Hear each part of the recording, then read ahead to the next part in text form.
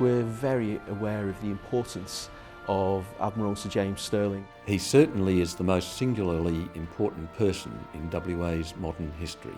At this English church, a battle is brewing over a burial site, the grave of Western Australia's founder and first governor, James Stirling. We want to remember and honour the memory of Admiral Sir James and Lady Ellen Stirling. More on the effort to save Stirling in a moment. 15,000 kilometres away in Perth, tributes to our founding father are everywhere. From main roads to city gardens, our biggest council, even a couple of pubs. The Stirling Ranges, Stirling Highway, Stirling Bridge. The suburb of Ellenbrook was named after Captain Stirling's wife, Lady Ellen. James Stirling founded the Swan River Colony in 1829 at Guildford, so named because of Guildford in England, which brings us back to this place, St John's Church, Stoke in Guildford, outside London. James and Ellen Stirling were married here. They were also buried here. Well, over the years, there's just been a lot of speculation and there are many theories over where their remains might actually be.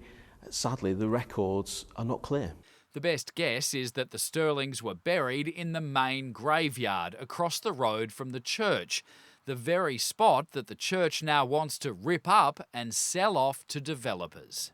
Sid, why are you so passionate about this? Mark, if it wasn't for Captain James Stirling, we wouldn't be here today enjoying what we are.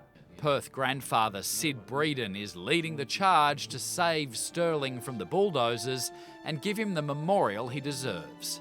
Someone such as Admiral Sir James Stirling should have a state monument in England to give something for Western Australians to go over there, visit and say thank you.